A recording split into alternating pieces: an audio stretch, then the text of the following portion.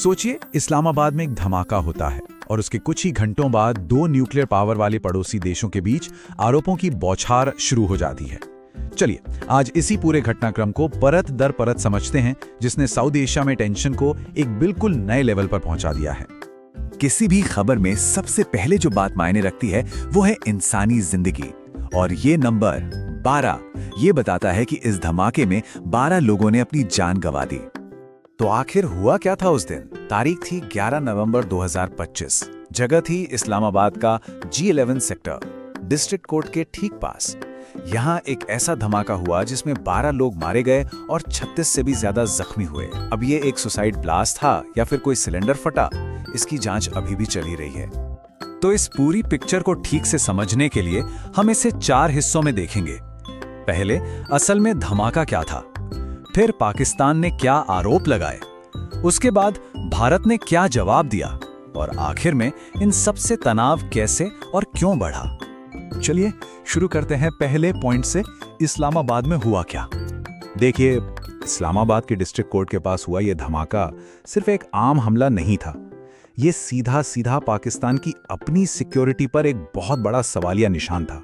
मतलब इतने high security zone में अगर ऐसा कुछ हो सकता है तो इसने पूरे देश में चिंता की एक लहर दौड़ा दी। अब आते हैं दूसरे हिस्से पर, धमाके के बाद पाकिस्तान का क्या कहना था।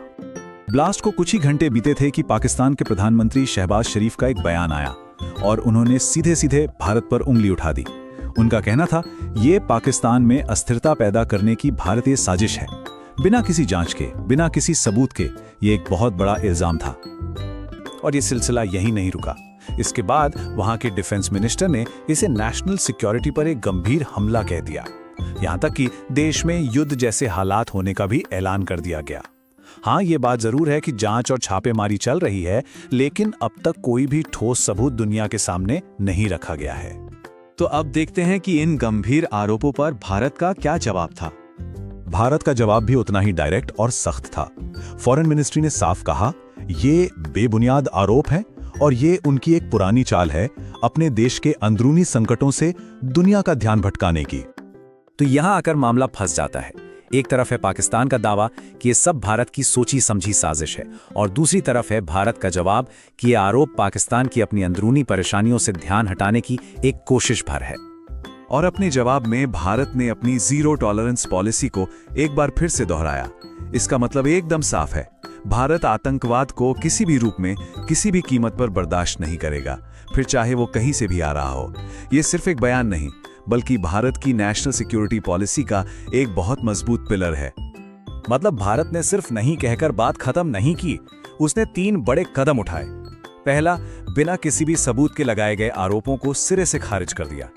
दूसरा, UNSC यानी यूनाइटेड नेशंस में जाकर ये मांग की कि आतंकवादियों तक जो अवैध हथियार पहुंचते हैं उस पर पूरी दुनिया को एक्शन लेना चाहिए। और तीसरा, आतंकवाद के खिलाफ अपनी मल्टी एजेंसी जांचों का जिक्र भी किया।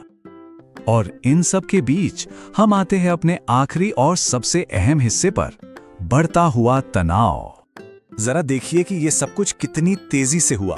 11 नवंबर को धमाका, कुछ ही घंटों बाद पाकिस्तान का सीधा आरोप, अगले ही दिन भारत का उतना ही सख्त जवाब, और आज की तारीख में दोनों देशों के बीच तनाव काफी ज्यादा बढ़ चुका है। तो इस पूरे मामले से 3 बातें निकल कर आती हैं। पहली, पाकिस्तान में धमाके की जांच अभी भी चल रही है, कुछ भी साफ नहीं है। दूसरी, भारत आतंकवाद पर अपने जीरो टॉलरेंस वाले स्टैंड पर बिल्कुल मजबूती से खड़ा है। और तीसरी, इन सीधे आरोपों ने 2 न्यूक्लियर पावर वाले पड़ोसियों के बीच डिप्लोमेटिक टेंशन को खतरनाक लेवल तक पहुंचा दिया है।